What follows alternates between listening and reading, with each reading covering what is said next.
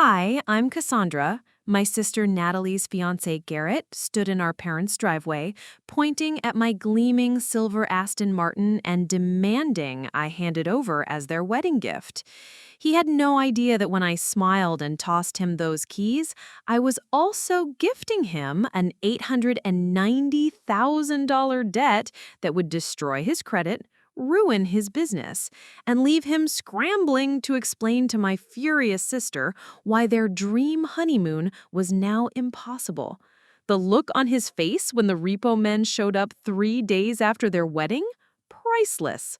Before we jump back in, tell us where you're tuning in from, and if this story touches you, make sure you're subscribed because tomorrow I've saved something extra special for you. You know, they say family should have your back, but sometimes family can stab you right in it with a smile on their face. Growing up in the affluent suburb of Willowbrook Estates, Natalie was always the princess of the Hartwell family. She was the one with the perfect social media presence, the sorority leadership positions at Crestmont University, the internship at father's accounting firm that led to a comfortable six-figure salary she'd never actually earned. I was the black sheep, the daughter who chose a different path, the one who supposedly wasted her potential by not following the family blueprint of easy success. Our parents, Richard and Penelope Hartwell, owned Hartwell Financial Consulting, one of the most respected firms in Millfield County. They moved in circles where your worth was measured by your portfolio, your zip code, and most importantly, how well you played the game of appearances. Natalie mastered that game before she could walk. She drove luxury cars paid for by Daddy, lived in a penthouse apartment downtown that was a graduation gift, and wore designer clothes that cost more than most people's monthly rent. Every family gathering became a showcase for Natalie's latest achievement, her newest acquisition, her most recent social triumph. Meanwhile, I was the family disappointment, who had moved to the other side of town, worked odd jobs, and apparently lacked the ambition to make something of myself. The worst part wasn't the financial disparity. It was the constant condescension, the way they talked about me like I wasn't in the room, the assumption that I was too simple to understand the sophisticated world they inhabited. Natalie had perfected the art of the backhanded compliment, always delivered with a sweet smile that made her cruelty seem almost charitable. "Cassie's so brave for choosing such a humble lifestyle," she'd say at dinner parties, her voice dripping with false admiration. "Not everyone needs material success to be happy, right? Some people are just built differently." The implication was always clear.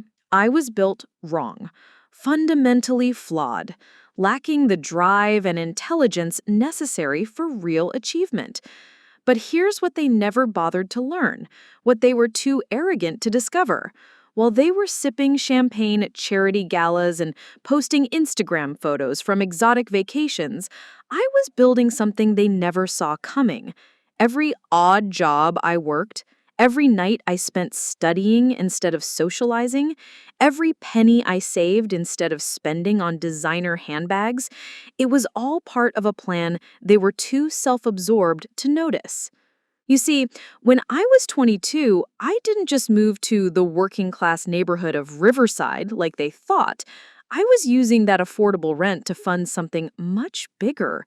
I had discovered cryptocurrency and blockchain technology when it was still considered a hobby for computer nerds and financial misfits. While Natalie was getting her nails done and shopping for her next designer purse, I was learning everything I could about digital assets, decentralized finance, and emerging market opportunities. I started small, very small, a few $100s here and there, invested in projects that traditional financial advisors like our father would have laughed at. Bitcoin was still under $1,000 when I began seriously investing. Ethereum was a pipe dream that most people couldn't even pronounce correctly. But I saw something they missed, something their conventional wisdom and traditional investment strategies couldn't grasp.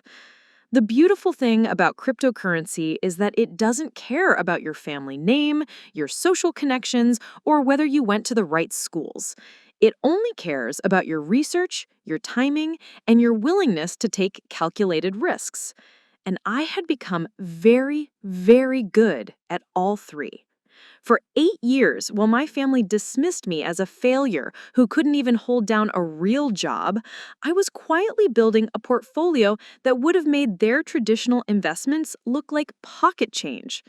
I lived modestly, drove used cars, and worked clothes from discount stores, not because I had to, but because every dollar I didn't spend on appearances was another dollar I could invest in my future. By the time Natalie announced her engagement to Garrett Morrison, I was worth more money than our father had made in his entire career. But they didn't know that. They still saw me as poor little Cassie, struggling to make ends meet in her tiny apartment across town. Garrett Morrison was exactly the kind of man you'd expect Natalie to choose. Tall, conventionally handsome, with the kind of confidence that comes from never having to work for anything. His family owned Luxury Imports, a high-end car dealership that catered to the wealthy residents of Willowbrook Estates and the surrounding areas. He drove expensive cars, wore expensive watches, and had the kind of smile that suggested he'd never been told no in his entire privileged life. More importantly, Garrett had the same casual cruelty that Natalie had perfected over the years. He looked at me like I was something unpleasant he might accidentally step on, and he never missed an opportunity to remind everyone present of my supposed inferiority. "It's so sweet that Natalie has such a grounded sister," he'd say, his tone making it clear that grounded was not a compliment. "Not everyone can handle the pressures of real success. There's nothing wrong with being ordinary." The engagement party was held at the Willowbrook Country Club, naturally. 200 guests, live music, premium bar, ice sculptures, no expense spared for Daddy's perfect princess. I showed up in a simple black dress I'd bought at a department store, driving my beat-up Honda Civic, looking exactly like what they expected, the poor relation who was grateful to be included. During the toasts, I listened to speech after speech about how perfect Natalie and Garrett were together, how they represented the best of their generation, how they were destined for a life of happiness and prosperity. Not a single person mentioned their actual character, their kindness, or their contributions to anyone beyond themselves. It was all about status, appearance, and the joining of two successful families. That's when I realized something that would change everything. They didn't just think I was inferior. They genuinely believed I was so far beneath them that I could never possibly pose any kind of threat to their perfect world. In their minds, I was a minor character in the story of their lives, someone to be pitied and dismissed, but never taken seriously. And that's exactly what made my eventual revenge so absolutely perfect. 3 weeks before the wedding, Garrett Morrison made the mistake that would cost him everything. He saw my car. Preparing and narrating the story took us a lot of time, so if you are enjoying it, subscribe to our channel. It means a lot to us. Now back to the story. Let me take you back to the beginning, because understanding how I became the family disappointment is crucial to appreciating just how sweet this revenge was about to become. Growing up in Willowbrook Estates, everything was about maintaining the perfect image. Our house was a sprawling colonial mansion on Elmhurst Drive, complete with manicured gardens that required a team of landscapers, and a circular driveway that could accommodate a dozen luxury vehicles. My parents hosted dinner parties where the conversation revolved around stock portfolios, real estate acquisitions, and which private schools were accepting applications for the following year. Natalie fit into this world like she was born for it, which I suppose she was. From the moment she could talk, she understood the unspoken rules of our family's social circle. She knew how to smile at the right people, laugh at the appropriate jokes, and position herself in photographs so she always looked like the star of the show. I was different from day one. While Natalie was learning ballet and piano, skills that would make her an accomplished young lady, I was building computers in the basement and reading programming manuals I'd borrowed from the library. While she was attending cotillion classes and charity luncheons, I was volunteering at the local animal shelter and tutoring kids from less privileged neighborhoods. The contrast in how we were treated became more obvious as we got older. Natalie's achievements were celebrated with elaborate parties and expensive gifts. When she made the honor roll, which happened exactly twice in 4 years of high school, our parents threw a celebration dinner at the most exclusive restaurant in town. When I graduated as valedictorian of my class, they attended the ceremony but spent the entire reception talking to other parents about Natalie's upcoming debutante ball. College was where the divide became a canyon. Natalie was accepted to Crestmont University, not because of her grades, which were mediocre at best, but because our father was a major donor and our grandfather had endowed a scholarship program there 20 years earlier. She studied communications, which seemed fitting since she'd always been better at talking than actually doing anything productive. I, on the other hand, was accepted to 3 different universities on academic scholarships. But when I chose to attend Riverside Tech instead of following Natalie to Crestmont, the disappointment in my parents' eyes was unmistakable. "Riverside Tech?" my mother had said, her voice dripping with disdain. "Cassandra, that's a trade school. People from our family don't go to trade schools." "It has one of the best computer science programs in the state," I'd argued, but she was already shaking her head. "Computer science is a hobby, dear. It's not a real career for someone from a family like ours. What will people think?" What people thought, apparently, mattered more than what I wanted or what I was good at. But I went to Riverside Tech anyway, much to my family's ongoing embarrassment. They stopped mentioning my education at social gatherings altogether, preferring to focus on Natalie's sorority presidency and her internship at a fashion magazine that she'd gotten through family connections. After college, the pattern continued. Natalie was handed a position at our father's firm, where she worked in client relations, which mostly involved taking prospective clients to expensive lunches and making small talk at networking events. She was paid twice what most people her age earned for what amounted to being professionally charming. I moved to a modest apartment in Riverside, the working-class neighborhood on the other side of town, and took what my family considered to be a series of dead-end jobs. What they didn't know was that each of these jobs was carefully chosen to give me experience in different aspects of the technology industry while I built my real career in the evenings and weekends. I worked at a small electronics repair shop where I learned about hardware and got my first taste of emerging technologies. I spent nights freelancing as a web developer, building websites for small businesses, and learning about e-commerce platforms. I took a job at a startup that was developing mobile apps where I discovered the potential of blockchain technology and began to understand how cryptocurrencies might revolutionize finance. Every family gathering became an exercise in condescension. Natalie would arrive in designer clothes, carrying handbags that cost more than my monthly rent, talking about her latest vacation or the expensive restaurant she'd discovered. I'd show up in clothes from discount stores, driving whatever used car I could afford, and listen to thinly veiled comments about my choices. "It's so admirable that Cassandra is finding herself," my aunt would say, her tone suggesting that what I was actually doing was wasting my life. "Not everyone needs to be ambitious, I suppose." "I just hope she figures out what she wants to do with her life soon," my mother would add, as if I hadn't already figured it out years ago. The worst part was how they talked about me when they thought I couldn't hear. I'll never forget overhearing a conversation between my parents after Thanksgiving dinner 3 years ago. "I just don't understand what happened to her," my mother was saying. "She had such potential in high school." "Some people just don't have what it takes to succeed in the real world," my father replied. "Look at Natalie. She's everything we hope for in a daughter. Successful, well-connected, making smart choices about her future. And then there's Cassandra, living in that tiny apartment, working jobs that lead nowhere." "Maybe we should offer to help her find something more suitable," my mother suggested. "I've tried, but she's stubborn. She seems to think she knows better than we do about how to build a career.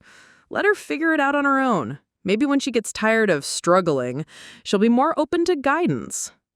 Struggling. That's what they thought I was doing. Struggling to make ends meet. Struggling to find my place in the world. Struggling to achieve even a fraction of what Natalie had accomplished with so little effort. If only they had known the truth.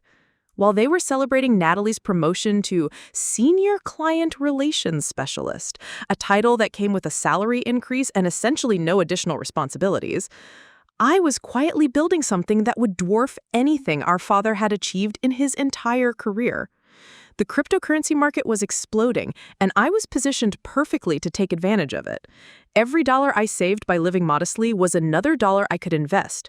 Every evening I spent studying market trends instead of going out to expensive restaurants was another step toward financial independence. Every weekend I spent learning about new blockchain projects instead of attending social events was an investment in my future that they couldn't even begin to understand. By the time Bitcoin hit its first major peak, my portfolio was worth more than most people's houses. When Ethereum launched and began its meteoric rise, I was already positioned with significant holdings. I diversified into other promising projects, always staying ahead of the curve, always learning, always growing my wealth in ways that traditional investors couldn't comprehend. But I kept it all secret. I continued living in my modest apartment, driving my used Honda, wearing clothes that wouldn't look out of place at a garage sale. Because I'd learned something important about my family. They didn't respect achievement unless it looked like achievement to them. They couldn't appreciate success unless it came with the right accessories, the right address, the right social connections. So I let them continue thinking I was the family failure. I let them believe that their bolden daughter was superior to their disappointing younger child. I let them maintain their illusions about worth and success and what really mattered in life. Because I knew that someday, when the time was right, I would show them exactly how wrong they'd been about everything.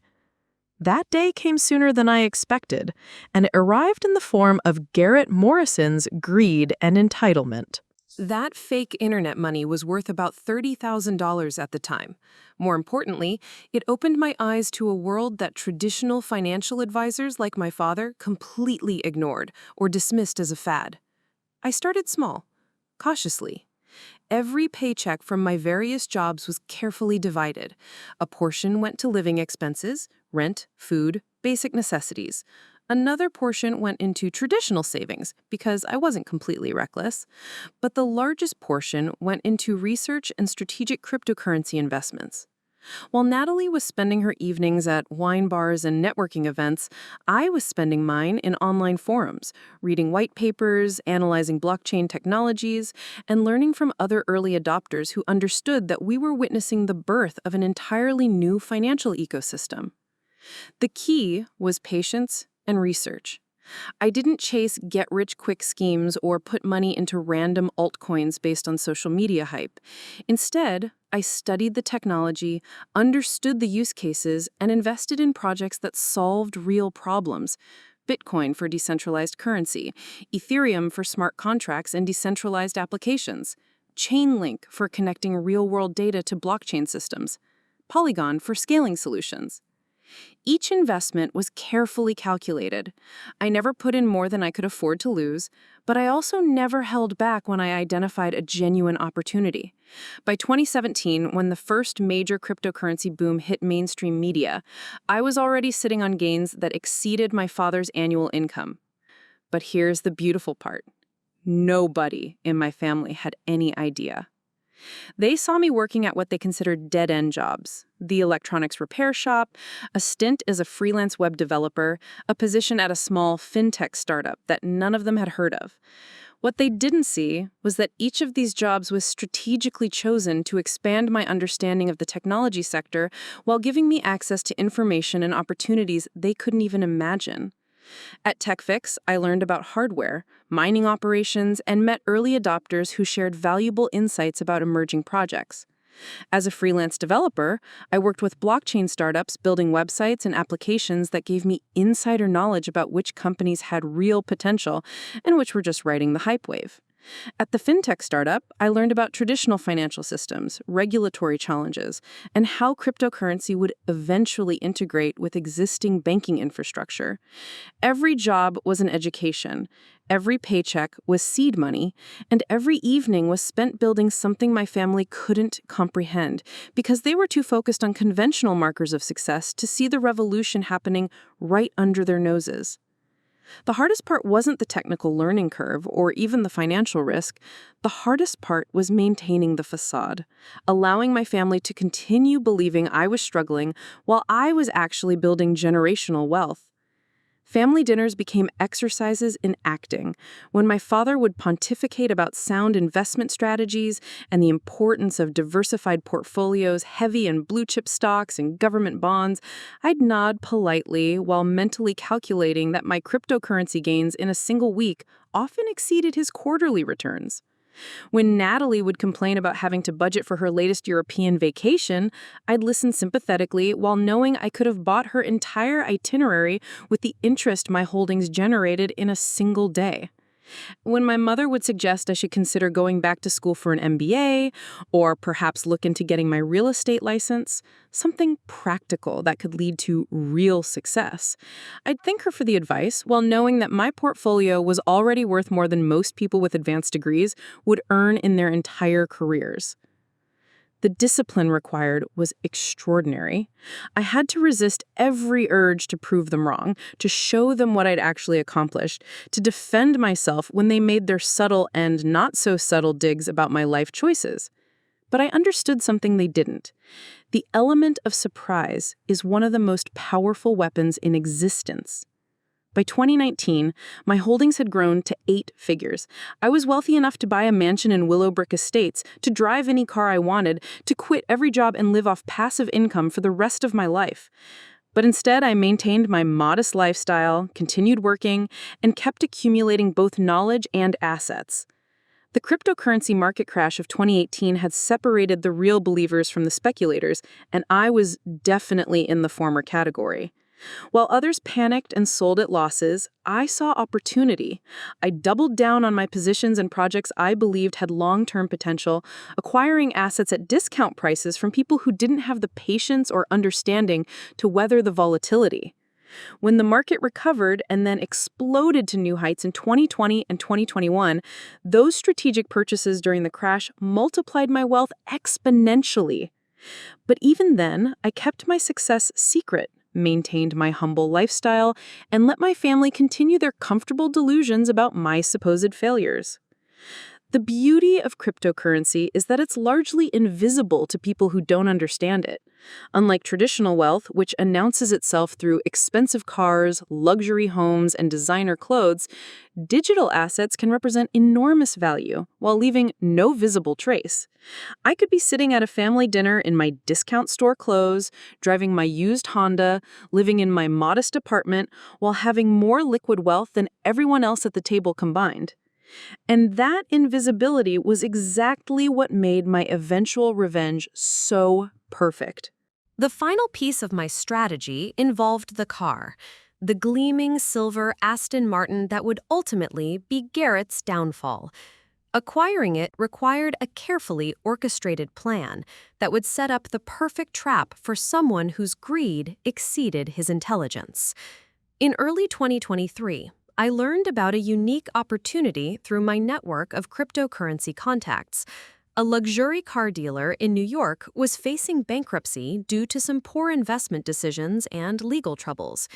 He had a collection of high-end vehicles that needed to be liquidated quickly, but he also had massive outstanding debts tied to various financing arrangements.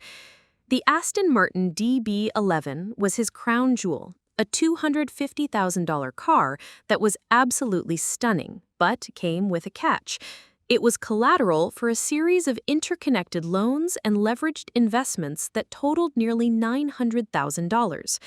The original owner had used the car as collateral in a complex financial arrangement involving cryptocurrency leverage trading, real estate speculation, and some questionable offshore investments. When his deals went bad, The debt structure meant that whoever acquired the car would also acquire responsibility for the associated obligations unless they could prove the original transactions were fraudulent, which would require expensive legal proceedings that could take years.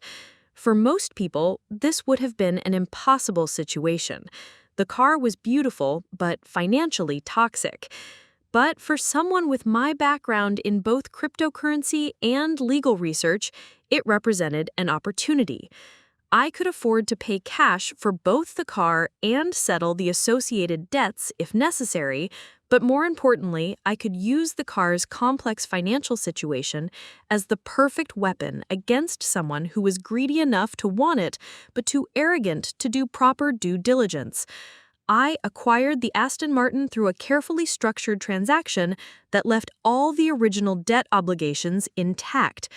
Legally, I owned the car, but anyone who acquired it from me without proper legal documentation would also acquire the responsibility for nearly $900,000 in outstanding obligations. The car sat in a private garage for months while I waited for the right opportunity to use it. I knew that eventually someone in my family circle would see it, want it, and assume that poor little Cassie couldn't possibly understand the complexities of luxury car ownership well enough to protect herself from being taken advantage of. I just had to wait for someone's greed and condescension to create the perfect storm. That someone turned out to be Garrett Morrison, and the storm arrived just 3 weeks before his wedding to my sister. The years between 2019 and 2023 were when everything truly crystallized. While my family continued to see me as their struggling relative, I was operating at a level of financial sophistication that would have impressed veteran Wall Street traders. But more than just accumulating wealth, I was learning the art of strategic patience, waiting for the perfect moment to reveal the truth in the most impactful way possible. My daily routine during this period was carefully orchestrated to maintain the illusion while maximizing my growth. I'd wake up at 5 a.m. in my modest apartment on Riverside Avenue, the same small 2-bedroom place I'd lived in for years. The neighbors knew me as the quiet woman who worked various tech jobs and drove an old Honda. They had no idea that by 6 a.m., I was analyzing global cryptocurrency markets, managing a portfolio worth more than most people's lifetime earnings. The apartment itself was a masterpiece of calculated modesty. Furnished with pieces from discount stores and second-hand shops, it looked exactly like what you'd expect from someone living paycheck to paycheck. But hidden behind that facade was a home office setup that would rival any trading firm. Multiple monitors displaying real-time market data, secure hardware wallets containing millions in digital assets, and direct connections to cryptocurrency exchanges around the world. Every morning, before most people had their first cup of coffee, I was making trades that generated more profit than my supposed day job paid in an entire year. The irony was delicious. While my family slept in their expensive beds and their luxury homes, worried about their traditional investment portfolios that might yield 7 to 8% annually if they were lucky, I was routinely seeing gains that exceeded 100% on strategic positions. The cryptocurrency market during this period was experiencing unprecedented growth and sophistication. Institutional adoption was accelerating, regulatory frameworks were developing, and the technology was maturing beyond the experimental phase. For someone who had been building expertise and accumulating positions for years, it was like watching a perfectly orchestrated symphony reach its crescendo. But the real transformation wasn't just financial, it was psychological. Each passing month of maintaining my humble facade while secretly accumulating vast wealth taught me something valuable about human nature, about assumptions, and about the power of being underestimated. My family's treatment of me during this period was particularly enlightening. The more successful Natalie appeared to become in her comfortable, handed-to-her position at our father's firm, the more patronizing they became toward me. It was as if my perceived failures made them feel better about their own achievements, gave them someone to look down on, someone to feel superior to. Christmas dinner 2021 was a perfect example. Natalie arrived wearing a designer dress that probably cost more than most people's monthly rent, announcing that she and Garrett were looking at houses in the most exclusive part of Willowbrook Estates.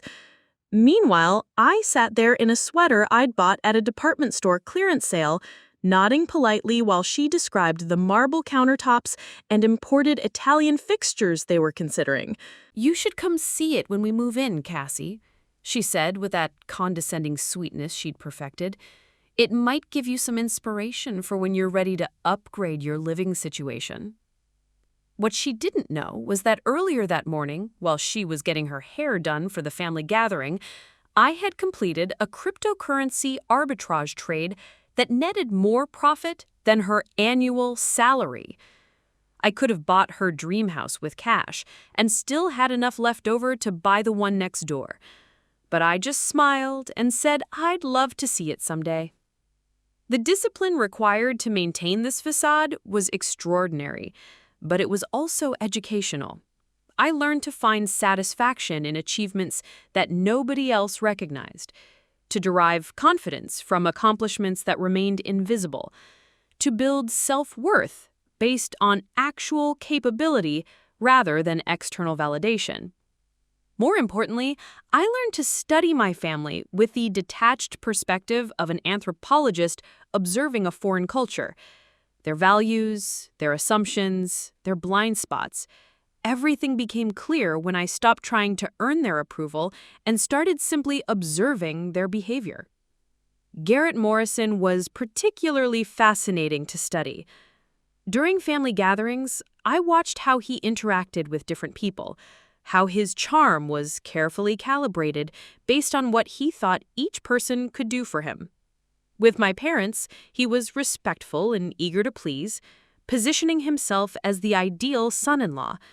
With Natalie, he was attentive but controlling, subtly managing her behavior to maintain the image he wanted to project. With me, he was politely dismissive, the way you might treat a server at a restaurant, civil enough to avoid being rude, but with an underlying assumption that I wasn't worth his genuine attention. His attitude toward money was particularly revealing. Garrett had grown up wealthy, but had never actually earned significant wealth himself.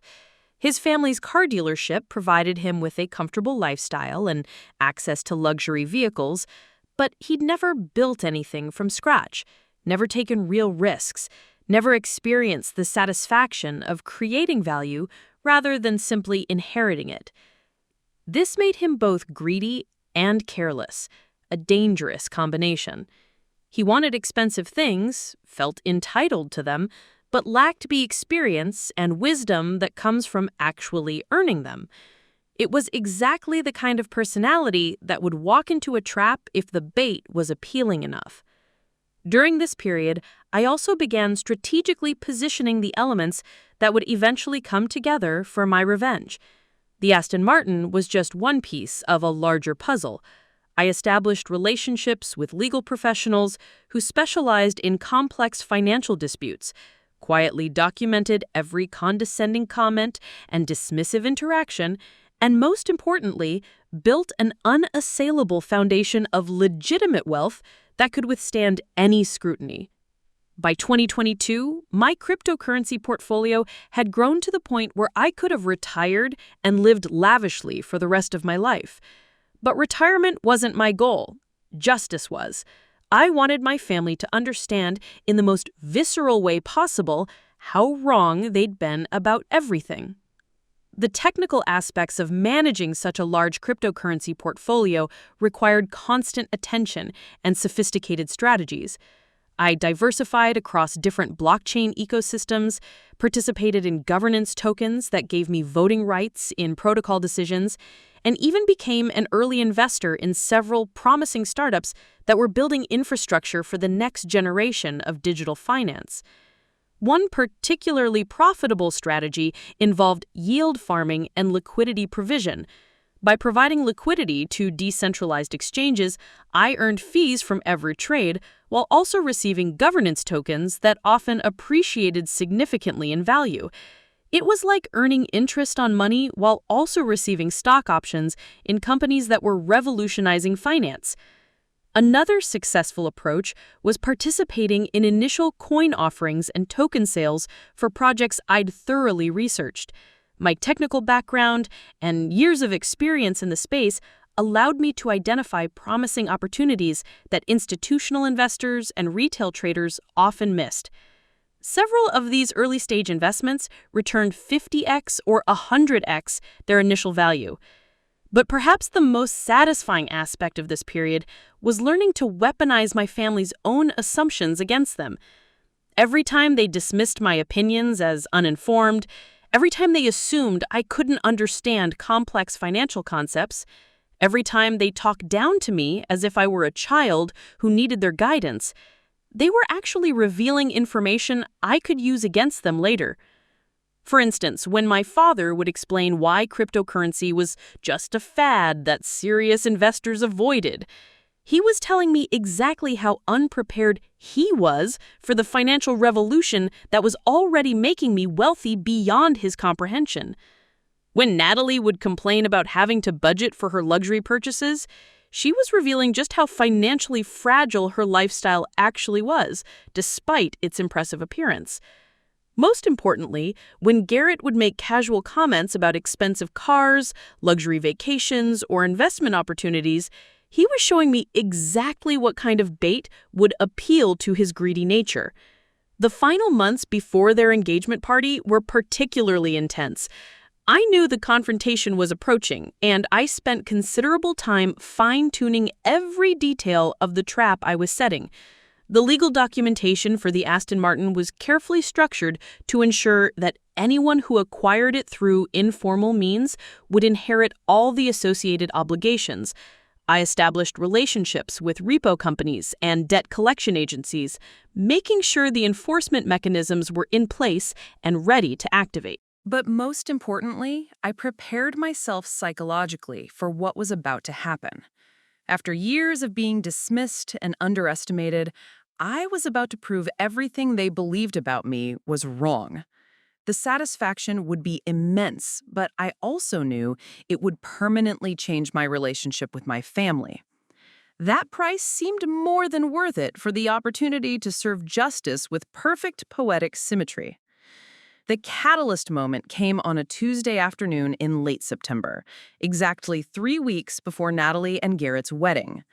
I was returning from what my family thought was another mundane day at my latest dead-end job, a position at a blockchain consulting firm that they assumed was just another tech startup that would probably fail within a year.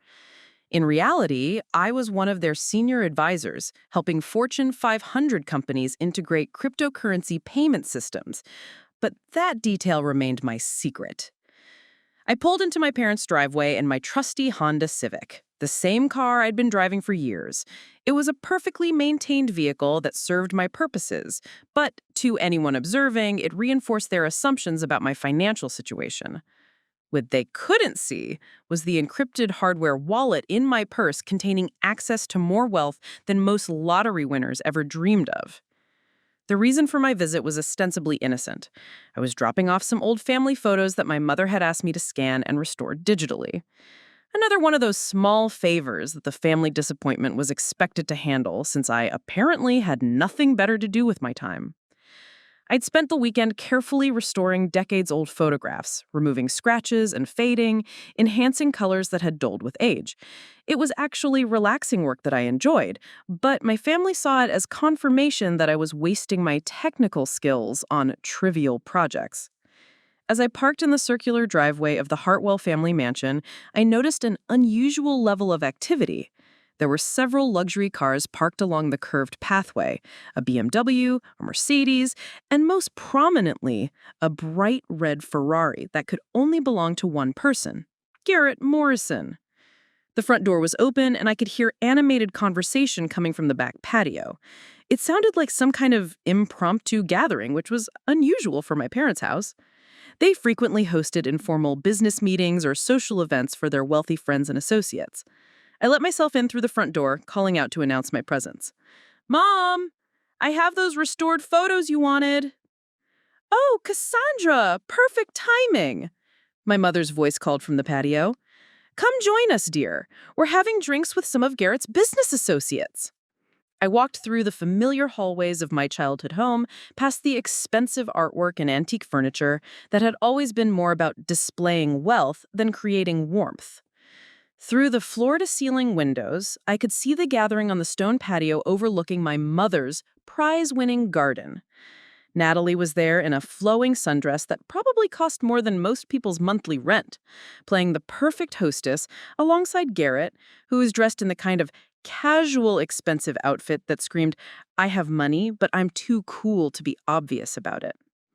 There were 4 other people I didn't recognize, men and women in their 30s and 40s who had that particular look of people who'd inherited wealth and spent their lives managing it rather than creating it. Everyone, this is my younger daughter, Cassandra. Cassie works in computers, my mother announced as I stepped onto the patio. The phrase works in computers was her standard way of describing my career when she couldn't be bothered to understand what I actually did. It was vague enough to sound respectable while implying that it wasn't particularly important or lucrative. Garrett stood up with that practice smile he used when meeting people he considered beneath his social circle. Cassie, great to see you. Everyone, this is Natalie's sister. She's the artistic one in the family. The artistic one was another coded phrase that meant the one who doesn't make real money. It was fascinating how these people could communicate so much condescension through seemingly innocent descriptions. I exchanged polite greetings with the assembled group, noting how their interest in me faded almost immediately after the introductions. I was just the poor relation who happened to stop by, not someone worthy of their sustained attention. That's when I noticed something that changed everything. Parked in the side driveway, partially visible through the landscaping, was my Aston Martin DB11. Its silver paint gleamed in the afternoon sun, and even from a distance, it was obviously a vehicle that commanded attention and respect. I had driven it over the previous weekend for some maintenance work and left it parked there temporarily while I arranged for it to be transported back to the private garage where I usually kept it. One of Garrett's associates, a man named Bradley who owned several luxury hotels, noticed my gaze drift toward the car. "Incredible machine, isn't it?" he said, gesturing toward the Aston Martin. "I've been admiring it since we got here. Richard, I didn't know you were an Aston Martin collector." My father looked confused for a moment, following Bradley's gaze to the car. "That's not mine," he said, then paused as understanding dawned on his face. That's Cassandra's car." The silence that followed was profound. Every person on that patio turned to look at me with expressions ranging from confusion to disbelief. Garrett's practiced smile faltered for the first time since I'd arrived. "That's your car?" Bradley asked, his tone suggesting he thought there must be some kind of mistake. "Yes," I said simply, enjoying the moment more than I probably should have. "It's mine." Natalie laughed, but there was a nervous edge to it. "Cassie, that's an Aston Martin. Those cost like, what, $200,000? $250, Garrett corrected automatically, then caught himself.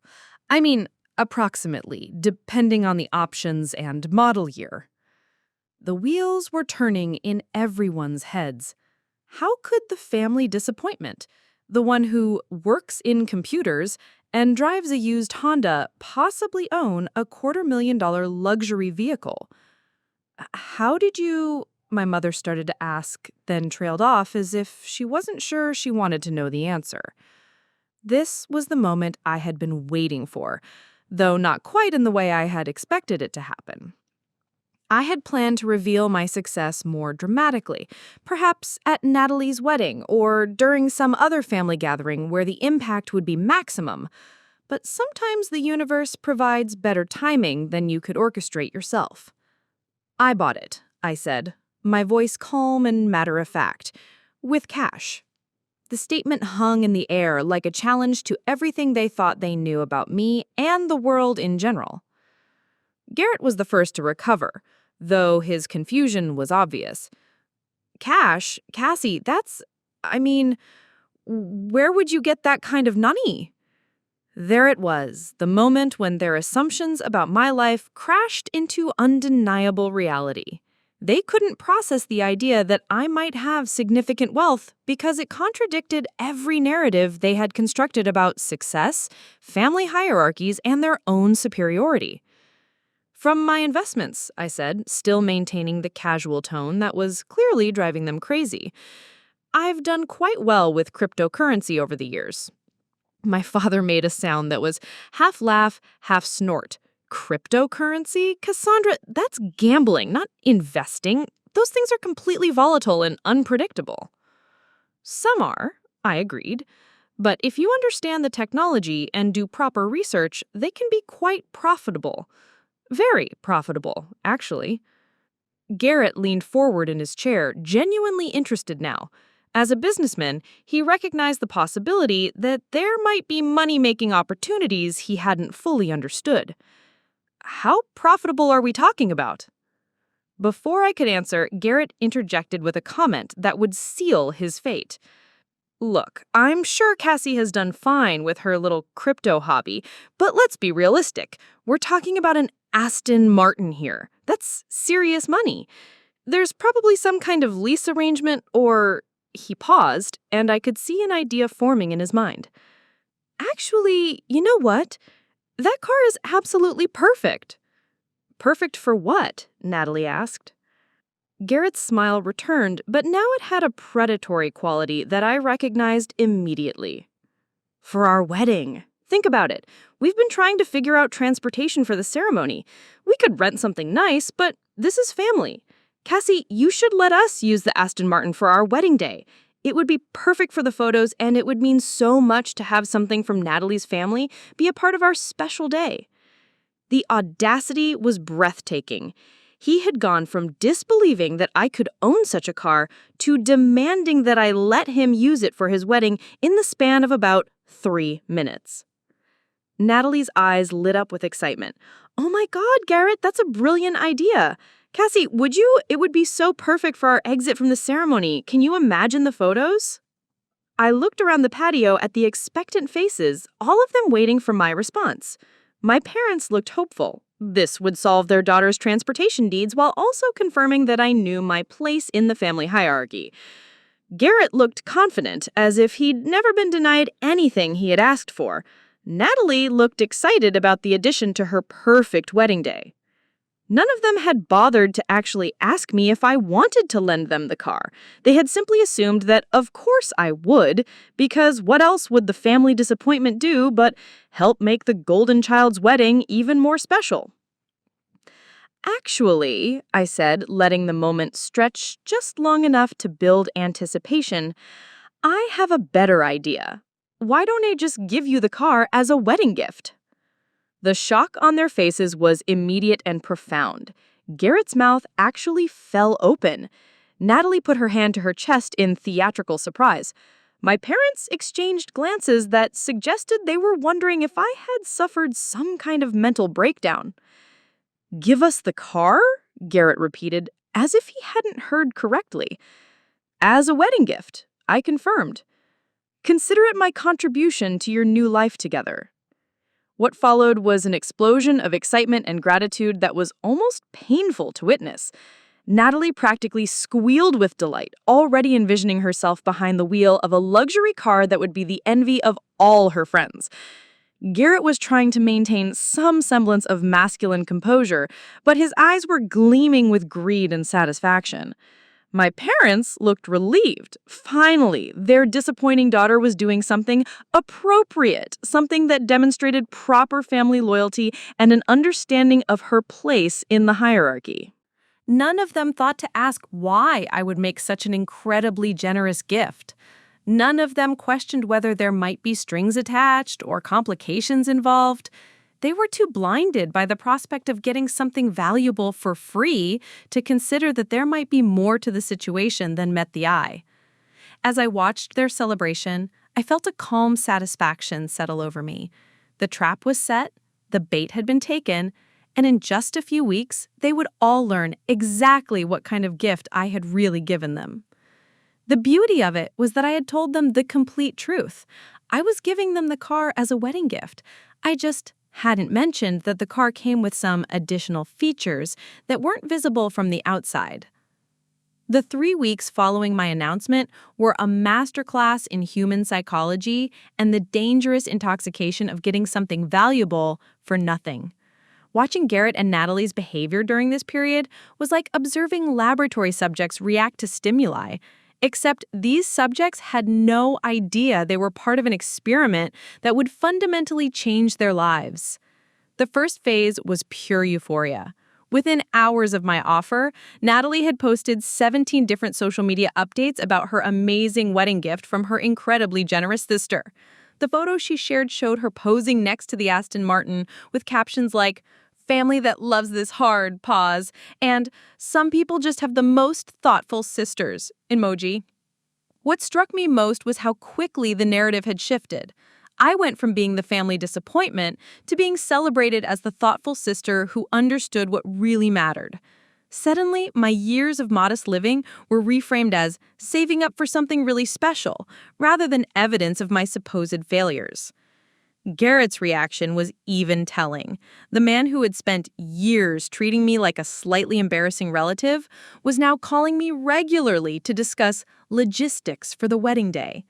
These calls revealed more about his character than years of casual observation ever could. "Cassie, I've been thinking about the insurance situation," he said during one of our conversations. "Obviously, we'll need to make sure everything is properly covered for the wedding day. I could add it to my policy temporarily just to be safe." I almost laughed at the transparency of it. He was already trying to figure out how to get his name on the insurance documentation, creating a paper trail that might support a future claim of ownership. "That's very thoughtful of you," I replied, "but I've already handled all the insurance arrangements. Everything is properly covered." "Great, great. And about the title transfer, should we handle that before or after the ceremony? I want to make sure we do everything correctly." There it was. The assumption that a gift this valuable would naturally involve immediate legal ownership transfer. The idea that I might simply be lending them the car for the wedding day, or that there might be complications he wasn't aware of, never seemed to cross his mind. "Let's not worry about paperwork right now," I told him. "Focus on your wedding day. We can handle all the administrative details afterward." The second phase began about a week later, when the reality of owning such an expensive vehicle started to sink in. Garrett began making plans that extended far beyond the wedding day. He researched maintenance schedules, looked into exclusive parking arrangements, and even started shopping for custom modifications. During a family dinner, he spent 20 minutes explaining his vision for personalizing the car. He's announced, "I'm thinking about having the interior redone in Italian leather, something that really reflects our style as a couple, and maybe upgrading the sound system. The factory setup is good, but it could be incredible with the right modifications." My father nodded approvingly. "Wise to make it your own. A car like that should reflect the owner's personality." Natalie was practically glowing with anticipation. "We've already planned 3 different road trips for after the honeymoon. There's this amazing resort in Napa that has valet parking specifically for luxury vehicles. Can you imagine pulling up in our Aston Martin?" Our Aston Martin. The possessive language had evolved remarkably quickly. What fascinated me most was how their treatment of me continued to evolve in direct proportion to their excitement about the car. Suddenly, I was being invited to wedding planning sessions I'd never been included in before. My opinions were solicited on everything from flower arrangements to menu choices. The family dynamic had dramatically shifted, but not because they'd recognized my actual accomplishments, simply because I had demonstrated the ability to give them something they wanted. My mother started introducing me differently at social gatherings. Instead of "Cassie works in computers," it was "Cassandra has been very successful with her investments." Instead of apologetic explanations about my modest lifestyle, she began talking about my practical approach to building wealth. The irony was breathtaking. I had been building substantial wealth for years, but they only recognized it when I used that wealth in a way that benefited them directly. The third phase began during the second week, when Garrett started treating the car as if it were already his. He began parking it in different locations around town, taking it to business meetings, and even using it to impress his own social circle. When I mentioned that I needed it for a few days to handle some maintenance issues, his reaction was telling. Maintenance? But Cassie, we've got that promotional photo shoot for the dealership next week. I already promised the photographer that we'd have the Aston Martin for the luxury vehicle segment. The promotional photo shoot was for Morrison Luxury Imports' annual advertising campaign. Garrett was planning to use my car to promote his family's business, generating marketing value from what he believed was now his asset. "I'm sure you can reschedule," I suggested mildly, "or perhaps use one of the vehicles from your family's inventory." His frustration was barely contained. "It's not the same, Cassie. The Aston Martin has a completely different market presence. Our clients expect to see the absolute best, and this car represents exactly the kind of luxury lifestyle we're selling." I found it remarkable how quickly he had progressed from being grateful for a generous gift to being annoyed that I might interfere with his plans for it. The sense of entitlement was developing faster than I had anticipated. The fourth phase was perhaps the most revealing.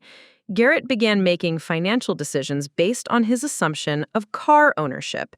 He canceled his lease on his current vehicle, sold his motorcycle, and even used the anticipated ownership of the Aston Martin as collateral for a loan to expand his business.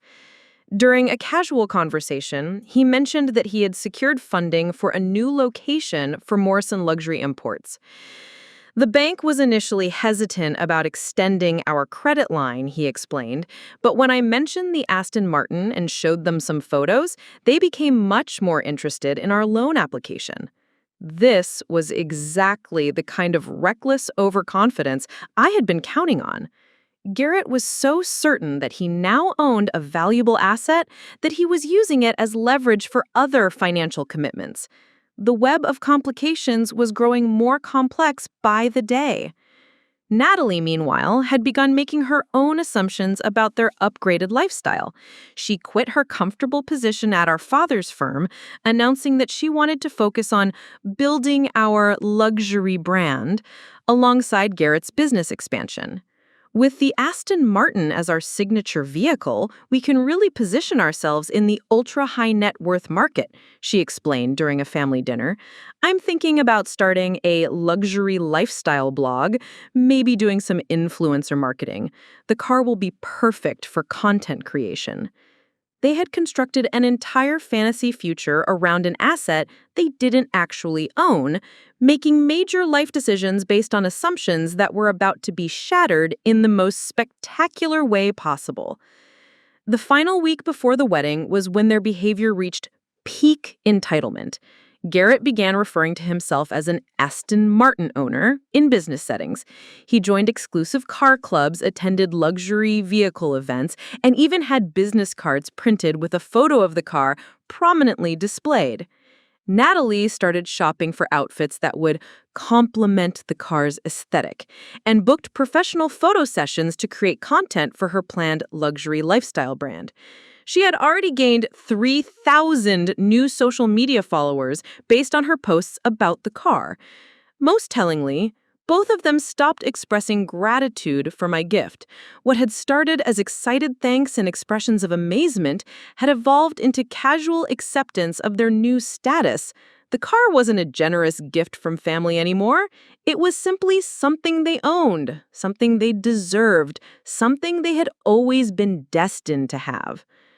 During our final pre-wedding conversation, Garrett made a comment that crystallized everything perfectly. "You know, Cassie, giving us that car was probably the smartest thing you could have done with it. Natalie and I will actually be able to maximize its potential, use it for business networking, integrate it into our brand development.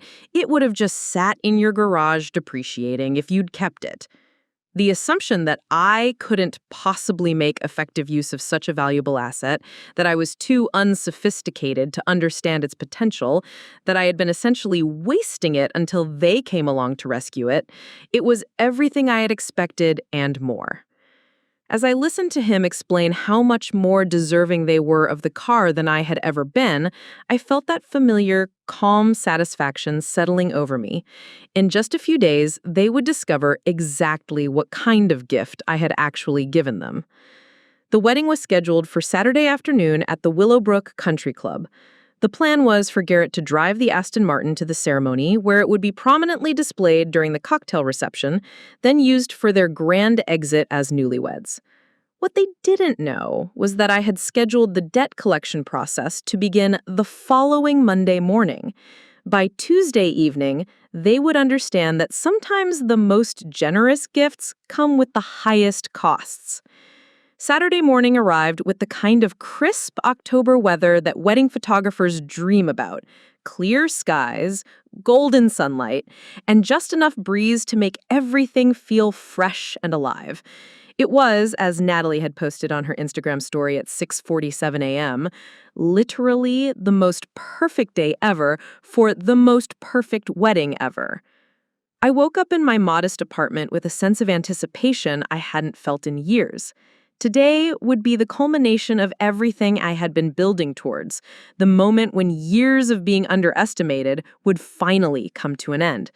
But more than that, it would be the day when consequences finally caught up to people who had spent their lives believing they were entitled to everything they wanted without paying any real price for it. My phone had been buzzing since dawn with messages from various family members. My mother had sent 3 separate texts about arrival times, dress codes, and seating arrangements. My father had forwarded me the photographer's schedule, apparently assuming I would want to coordinate my arrival to avoid interfering with the professional photos. Even distant relatives I rarely spoke to had reached out, most of them mentioning how generous I had been with my wedding gift. But the most revealing messages came from Garrett himself. At 7:23 a.m., he had texted me a photo of himself standing next to the Aston Martin in his parents' driveway, dressed in his tuxedo, with the caption, "Thanks again for making this day even more special." At 8:15 a.m., another message. "The photographer says the car is going to be the star of half the photos. You really made the perfect choice." The presumption was breathtaking. He was thanking me for making a choice that benefited him, as if I had given him the car specifically to enhance his wedding photos, rather than as a genuine gift between family members. At 9:30 a.m., I received a call from Natalie. She was in full bride mode, excited, slightly manic, and completely convinced that everything in the universe was aligning to make her day absolutely flawless. "Cassie, oh my God, I can't believe today is finally here. The weather is perfect, my dress looks incredible, and that car, that beautiful, gorgeous car is going to make everything so much more magical." "I'm glad you're happy with it," I said, genuinely meaning it. Her happiness would make what was coming even more impactful. "Happy? I'm beyond happy."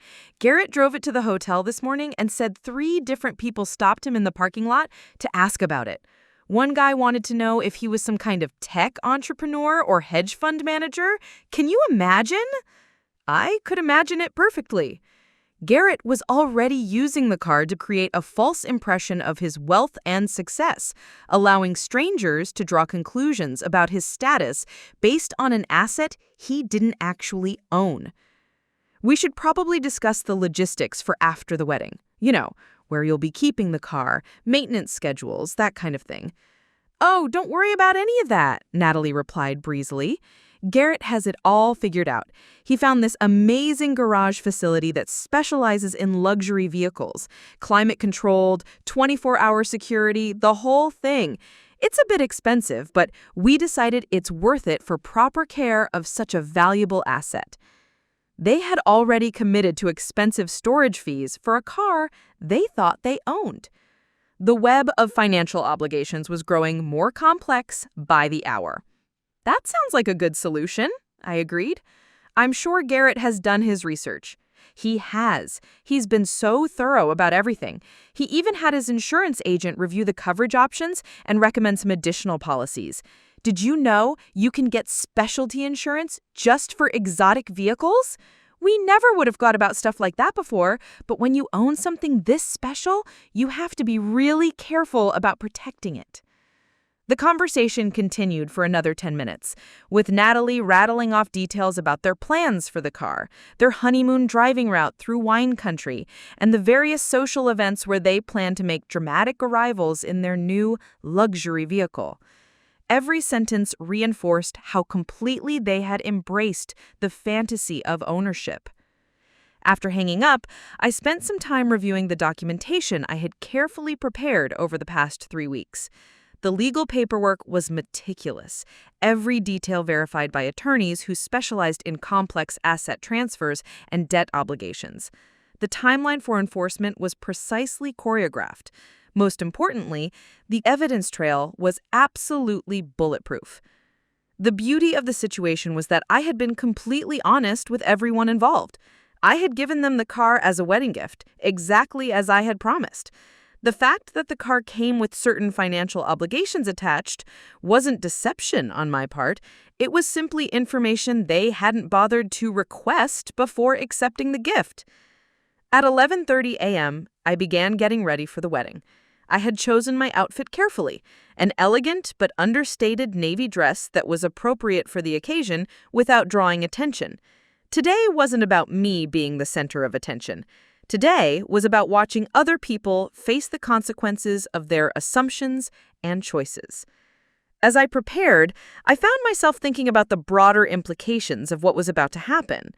For years, I had watched my family operate under the assumption that wealth and success were things that just naturally flowed to certain types of people. They believed in a hierarchy where some individuals were simply destined for prosperity, while others were meant to struggle and serve. Garrett and Natalie never questioned whether they deserved the luxury and privilege they enjoyed. They never wondered whether their advantages came at someone else's expense, or whether their success was built on anything more substantial than inherited benefits and social connections. Today would challenge all of those assumptions in the most visceral way possible. At 1 p.m., I drove to the Willowbrook Country Club in my faithful Honda Civic. The contrast between my modest vehicle and the luxury cars filling the parking lot was stark, but it no longer bothered me. I knew something that none of the other guests knew. Real wealth isn't about what you drive or where you live or what you wear. It's about having options, having security, and having the power to make choices based on your values rather than your limitations. The country club was decorated beautifully for the occasion. White flowers everywhere, elegant drapery, and a string quartet playing classical music on the terrace overlooking the golf course. It was exactly the kind of sophisticated event that Natalie had dreamed of since she was a little girl playing dress-up in our mother's closet. And prominently displayed in the circular drive at the main entrance, gleaming like a jewel under the afternoon sun, was the Aston Martin DB11. A small placard next to it read, "Transportation provided by the bride's family," and I could see wedding guests stopping to admire it, taking photos, and making comments about how impressive it was. Garrett stood near the car in his tuxedo, clearly enjoying the attention and the assumptions people were making about his success and sophistication. When guests complimented him on the vehicle, he accepted their praise with the kind of gracious modesty that suggested he was accustomed to owning such things. I watched him for several minutes, studying his body language and interactions. He had fully inhabited the role of luxury car owner, adopting the confident posture and casual dismissal of admiration that characterized people who had never doubted their right to expensive things. At 2:15 p.m., the ceremony began. It was beautiful in exactly the way that expensive weddings always are, professionally coordinated, photographically perfect, and completely focused on creating the right kind of impressions. Natalie looked stunning in her designer gown, Garrett was handsome and confident, and their vows were carefully crafted to sound both personal and universal. But what struck me most was how much of the ceremony seemed to be about displaying status rather than celebrating love. The photographer spent considerable time capturing shots of the couple with various luxury elements, the elaborate floral arrangements, the expensive venue, and especially the Aston Martin, which featured in at least 30 different poses. During the cocktail reception that followed, I mingled with the guests and listened to conversations that revealed everything I needed to know about how the wedding was being perceived. People weren't just celebrating Natalie and Garrett's marriage, they were celebrating their apparent success, their obvious prosperity, and their bright future as a power couple in Willowbrook's social hierarchy. "That car is absolutely stunning," I overheard one guest saying to another. "Garrett must be doing incredibly well with the family business to afford something like that." "I heard he's expanding into exotic vehicle sales. Smart move, given the market for luxury goods in this area." The assumptions were spreading like wildfire, creating a narrative about Garrett's success and business acumen that was based entirely on his association with an asset he didn't actually own. At 4:30 p.m., as the sun began to cast longer shadows across the country club's manicured grounds, the moment I had been waiting for finally arrived. The reception was winding down, the photographer was setting up for the final shots, and Garrett and Natalie were preparing for their grand exit. They would drive away in the Aston Martin while guests threw flower petals and rice, beginning their honeymoon journey in style and luxury. It would be the perfect end to their perfect day. What they didn't know was that it would also be the last time either of them would sit in that car as anything other than trespassers. The repo truck was already positioned 2 blocks away, waiting for my signal. The debt collection notices were prepared for delivery first thing Monday morning. The legal documentation was ready to be filed with the appropriate authorities. Everything was in place for the most expensive lesson in humility that anyone in my family had ever received. The grand exit began exactly as Natalie had envisioned it. At 5:15 p.m., as the golden hour light created perfect conditions for photography, she and Garrett made their way through a tunnel of guests holding sparklers, walking toward the gleaming Aston Martin that waited in the circular drive like a chariot ready to carry them into their fairy tale future. Garrett opened the passenger door for Natalie with theatrical gallantry, helping her arrange her voluminous wedding dress in the leather seat. The photographer captured every moment. The way the afternoon light caught the car's silver paint, the elegant lines of Natalie's gown spilling from the open door, Garrett's confident smile as he walked around to the driver's side. I stood with the other guests, watching this performance of wealth and success, knowing that I was witnessing the last moments of their fantasy. The irony was perfect. They were using my car to project an image of prosperity and sophistication while having no idea that they were about to inherit nearly $1 million in debt along with their wedding photos. Garrett started the engine, and the Aston Martin's distinctive rumble drew appreciative murmurs from the assembled guests. He revved it slightly, not enough to be crude, just enough to remind everyone of the power and luxury they were witnessing. Then, with a final wave through the open sunroof, they drove away into what they believed would be their happily ever after. The guests began to disperse, many of them still talking about the impressive exit, the beautiful couple, and the obvious success that such a young pair had already achieved. I lingered for a few minutes, accepting congratulations from relatives and family friends who praised my incredible generosity in giving such a valuable wedding gift. "That was so thoughtful of you, Cassandra," my Aunt Margaret said, patting my arm with approval. "That car must have cost you a fortune, but seeing how happy it made them, well, that's what family is for, isn't it?" If she only knew how happy it was about to make me. I drove home to my apartment and spent a quiet evening reviewing the final details of what would begin unfolding Monday morning. Every document was in order, every timeline confirmed, every contact properly briefed on their role in the process. I had been planning this moment for months, and now it was less than 48 hours away. Sunday passed uneventfully. Garrett and Natalie were presumably enjoying the first day of their honeymoon, driving through wine country in what they believed was their luxury vehicle, stopping at expensive restaurants and boutique hotels, living the kind of lifestyle they had always felt entitled to. My phone remained quiet except for a few text messages from wedding guests, thanking me for a lovely celebration and, again, commenting on my generous gift. The narrative had been established. I was the thoughtful sister who had given up something valuable to make her siblings' special day even more perfect. Monday morning arrived gray and drizzle, the kind of weather that makes everything feel ominous and uncertain. I was in my home office by 6 a.m. watching the global cryptocurrency markets and managing my portfolio when my phone rang at exactly 8:30. It was James Richardson, the attorney I had retained to handle the legal aspects of the debt transfer. His firm specialized in complex financial recovery cases, and he had been meticulously preparing for this moment. Good morning, Cassandra. Everything is proceeding exactly as scheduled. The first round of notifications went out an hour ago via certified mail, registered delivery. The repo company has been contacted and is standing by. The credit reporting agencies have been notified of the pending debt transfers. What's the timeline for responses? I asked.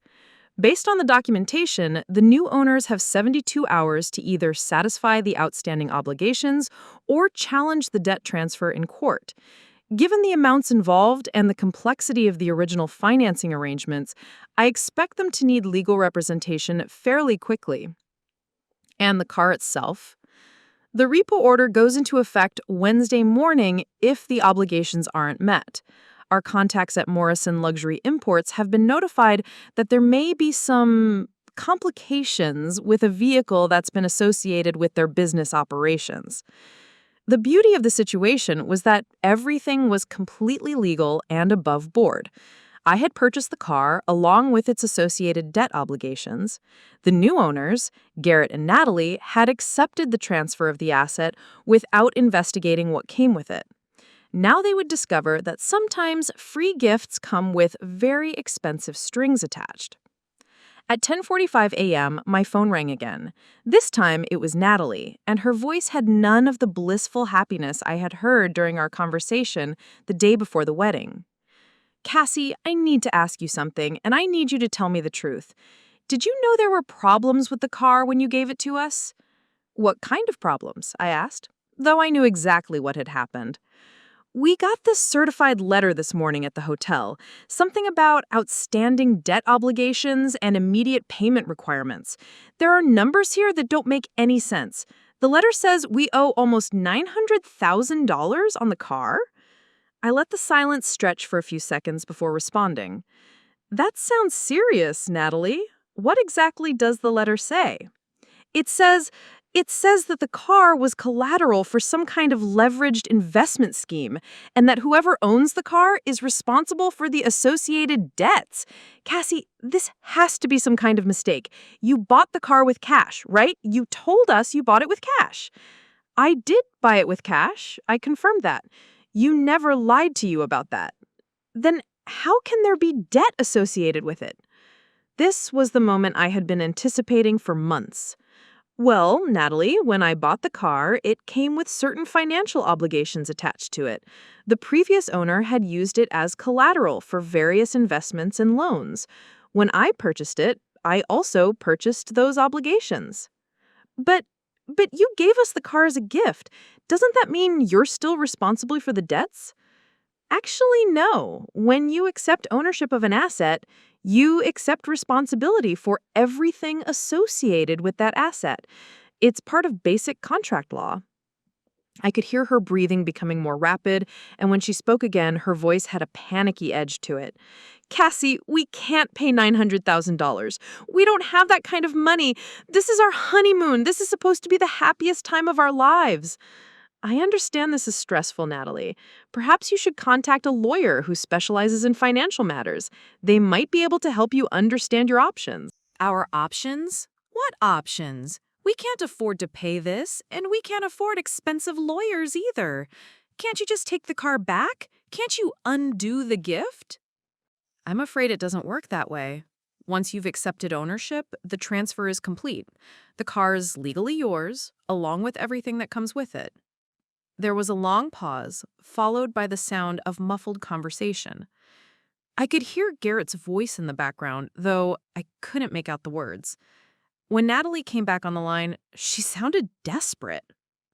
Garrett says this is some kind of scam. He says nobody gives away a car with that much debt attached without warning the person. He says you had to know this would happen. Of course I knew, I replied matter-of-factly. I researched the car's financial history very thoroughly before I bought it. The debt obligations were part of the reason I was able to purchase such an expensive vehicle. Then why didn't you tell us? The question hung in the air like an accusation, but also like an admission. She was asking why I hadn't warned them about the consequences of accepting my gift, which meant she was acknowledging that the consequences were now theirs to face. "You never asked," I said simply. "When someone offers you a gift, it's generally considered polite to accept it graciously, rather than demanding a complete financial analysis of the item being gifted."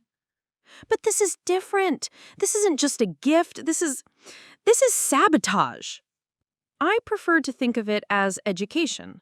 For years, you and Garrett have operated under the assumption that expensive things should naturally flow to people like you. You've never questioned whether you actually deserve luxury, whether you've earned it, or whether it might come with costs you're not prepared to pay. My phone buzzed with an incoming call. It was Garrett, probably calling from his own phone since I could still hear Natalie breathing on the line. "I should let you go. You have some important decisions to make, and I'm sure you'll want to discuss your options privately." "Cassie, wait, please. There has to be something we can do, some way to fix this." "There are always options, Natalie. You can pay the outstanding obligations. You can hire lawyers to challenge the debt transfer, though that will be expensive and time-consuming and, frankly, unlikely to succeed given how thoroughly I documented everything. You can declare bankruptcy, though that will destroy your credit and probably end Garrett's ability to expand his family's business." I paused, letting those options sink in. "Or you can experience what it's like to lose something valuable that you thought you owned, something you had built your plans and identity around. You can learn what it feels like when your assumptions about entitlement and privilege crash into reality." "You planned this," she said, her voice barely above a whisper. "You planned this whole thing." "Yes, I did. Very carefully, over a very long period of time." "But why? We're family. We've always been family." "Family. Yes, we have been family. A family where one daughter was celebrated for achievements she didn't earn, while the other was dismissed for accomplishments she worked years to achieve. A family where worth was measured by social status rather than character. A family where some people were considered inherently deserving of good things, while others were expected to be grateful for scraps." The line was quiet for a long moment.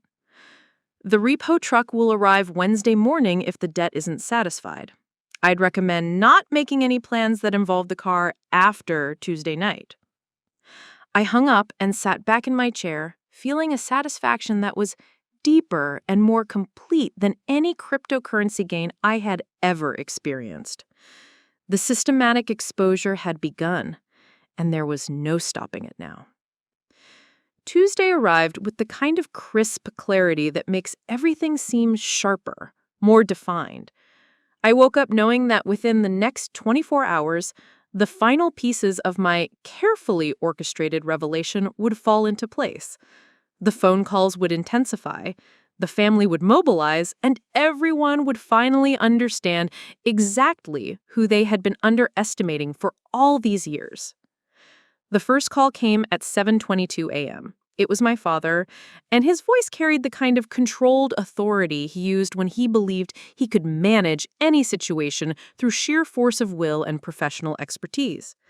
"Cassandra, I need you to come to the house immediately. We have a family crisis that requires immediate attention, and I believe there may have been some kind of fraud or mistake involving that car you gave to Natalie and Garrett." "Good morning to you too, Dad. What kind of mistake?" "The kind that involves nearly $1 million in alleged debt obligations, the kind that could destroy Garrett's business and ruin your sister's marriage before it's even a week old. The kind that makes no sense unless someone deliberately withheld critical information."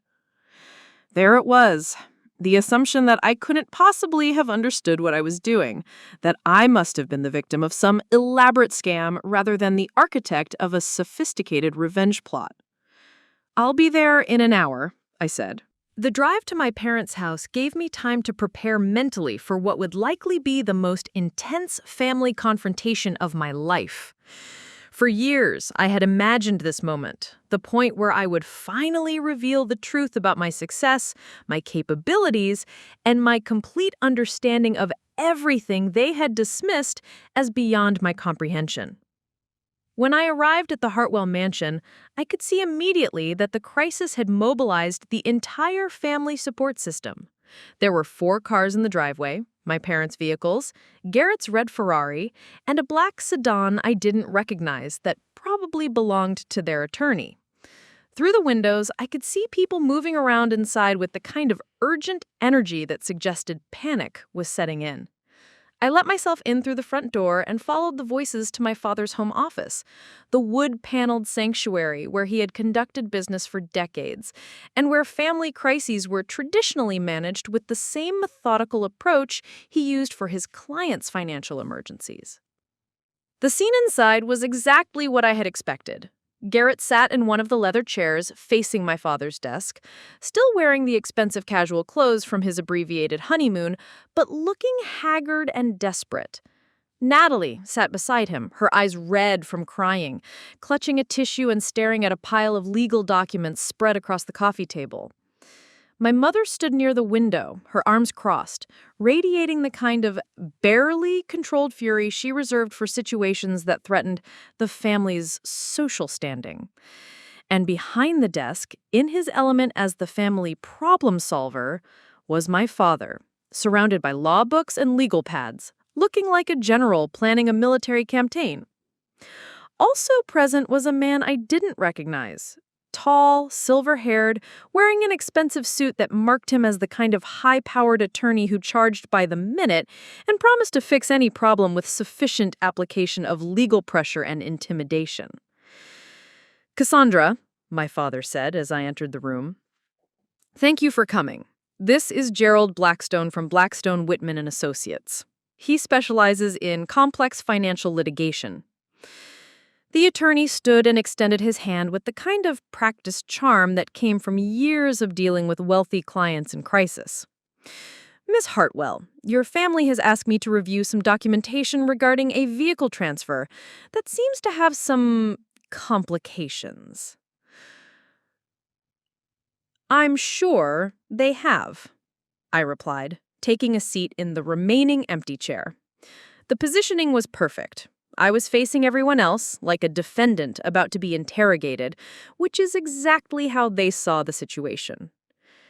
Garrett leaned forward, his voice tight with stress and barely controlled anger.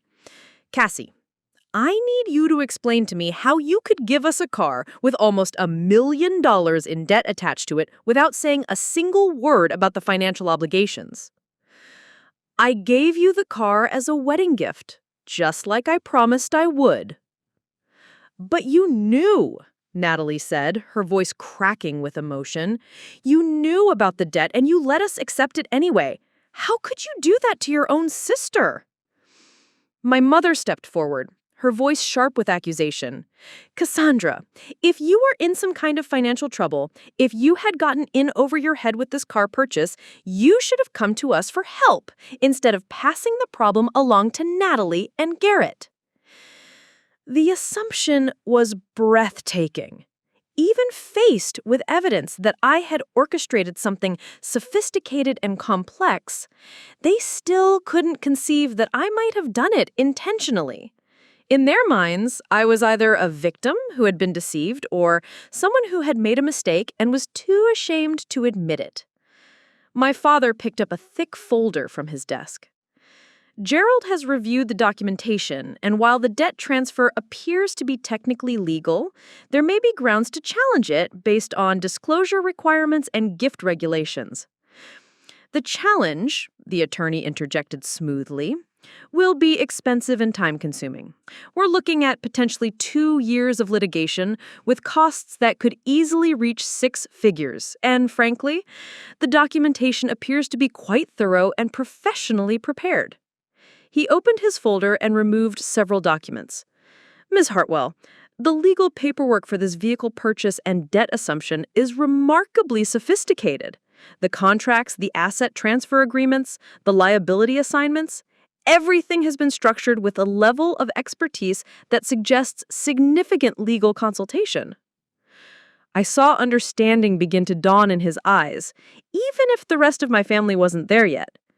In fact, he continued, studying one particular document, this level of financial and legal complexity would require someone with considerable expertise in both contract law and asset-backed securities. This wasn't prepared by someone who accidentally got in over their head. This was designed by someone who understood exactly what they were creating. The room fell silent as the implications of his assessment settled over everyone present. My father looked up from the papers he had been reviewing. "What exactly are you suggesting, Gerald?" "I'm suggesting that Ms. Hartwell may have understood the situation much more clearly than anyone assumed." Garrett stared at me with a mixture of disbelief and growing rage. "You did this on purpose. You deliberately gave us a car that would destroy our finances." I gave you exactly what you asked for, I replied calmly. A luxury vehicle that would enhance your wedding and reflect your status as successful young professionals. The fact that you never bothered to investigate what you were accepting is not my responsibility. Natalie was staring at me as if she was seeing me for the first time. But how did you even afford to buy a car like that in the first place? How did you have access to $250,000? This was the moment I had been building toward for years, the moment when I would finally reveal the truth about who I really was and what I had actually accomplished while they were busy dismissing me as the family failure. "I bought it with cryptocurrency earnings," I said matter-of-factly. My father made that same dismissive sound he had made months earlier. "Cassandra, we've discussed this. Cryptocurrency isn't a real investment strategy." I reached into my purse and removed my phone. With a few quick taps, I opened my portfolio management app and turned the screen toward them. The numbers displayed there represented my current cryptocurrency holdings across multiple exchanges and wallets. The balance showed $47,832,649.73. The silence that followed was profound and complete. I could hear the grandfather clock ticking in the hallway, the distant sound of traffic outside, even the subtle hum of the air conditioning system. But nobody in that room made a sound. Gerald Blackstone was the first to speak. "Ms. Hartwell, are those numbers accurate?" "Those are my current holdings as of this morning's market prices. They fluctuate throughout the day, but they've been in that general range for several months now." My father's face had gone completely pale. $47 million? Approximately, yes. Garrett was staring at the phone screen as if it might be some kind of elaborate fake. "That's not possible. You work at that tech startup. You live in the tiny apartment. You drive a Honda." "I work as a senior advisor at multiple blockchain consulting firms. I live modestly because I prefer to invest my money rather than spend it on appearances. And I drive a Honda because it's reliable and efficient." My mother sat down heavily in the nearest chair. "You've had $47 million and you've been living like someone who understands the difference between having wealth and displaying wealth," I finished for her. Natalie was crying again, but these weren't tears of sadness or frustration. These were tears of complete bewilderment and shock. "Why didn't you tell us? Why did you let us think you were struggling?" "Because you never asked. You made assumptions about my life based on superficial observations, and you were content to believe those assumptions because they confirmed your existing beliefs about success, worth, and family hierarchy." I stood up and walked to the window, looking out at the manicured gardens that had been my playground as a child. For years, I watched this family operate under the assumption that some people are naturally destined for success, while others are naturally destined to serve. You celebrated achievements that were handed to you, while dismissing accomplishments that were earned through effort. I turned back to face them. "Garrett, you've spent years treating me like a charity case, someone to be pitied and condescended to. You asked for my car as a wedding gift because you assumed I couldn't possibly understand its true value or make effective use of such an expensive asset. But the debt, the $900,000, is a lesson in the importance of due diligence. When someone offers you something that seems too good to be true, perhaps you should investigate whether it actually is. My father was still staring at my phone screen. How long have you had this kind of wealth? I've been building it for 8 years. I crossed my first million about 5 years ago. I've been worth more than you've earned in your entire career for approximately 3 years now. The revelation hit him like a physical blow.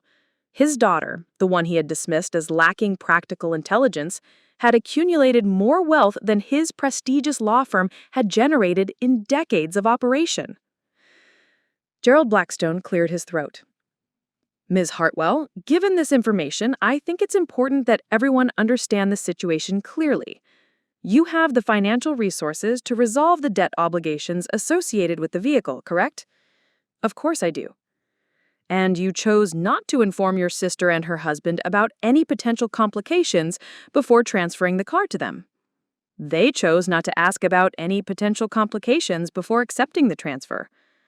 He nodded slowly, professional respect evident in his expression. This was a very sophisticated operation, Ms. Hartwell. You've essentially created a perfect legal trap that forces the recipients to experience the consequences of their assumptions about entitlement and due diligence. That was the intention.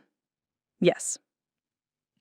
The room erupted into chaos as everyone tried to speak at once, but I held up my hand for silence.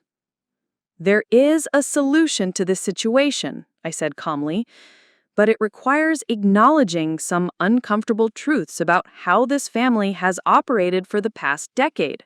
The chaos that followed my revelation was unlike anything I had ever witnessed in our family's carefully controlled environment. Voices overlapped, accusations flew, and the veneer of civilized discourse that typically characterized Hartwell family discussions completely disintegrated. You let us suffer through 2 days of panic when you could have solved this with pocket change? Garrett's voice cracked with a mixture of rage and disbelief. Do you have any idea what this has done to us? We cut our honeymoon short. I've had to cancel business meetings. Natalie hasn't slept in 2 nights. And whose fault is that? I interrupted, calmly. You demanded my car as a wedding gift. You made assumptions about ownership without doing any research. You built your entire fantasy future around an asset you never bothered to investigate. My mother stood up abruptly, her hands shaking with fury. This is cruel, Cassandra. This is beyond cruel. This is sadistic.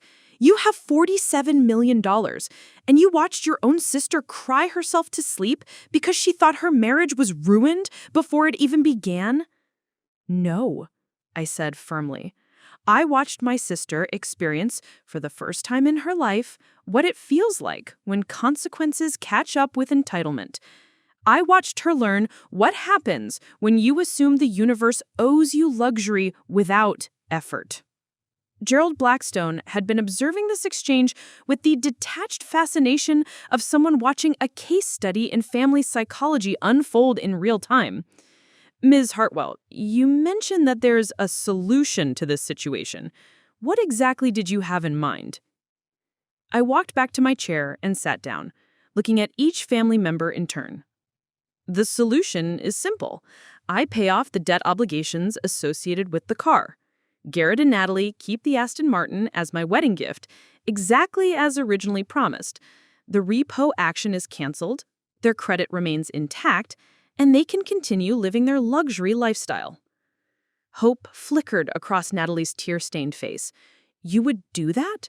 You would pay the $900,000? I would, but there are conditions. The hope faded as quickly as it had appeared. Of course there were conditions. By now, they were beginning to understand that nothing I did was without careful calculation and purpose. First, I continued, everyone in this room acknowledges that for the past 8 years, you have systematically underestimated, dismissed, and condescended to someone who was more financially successful than any of you. You will acknowledge that your assumptions about worth, intelligence, and capability were not only wrong, but actively harmful.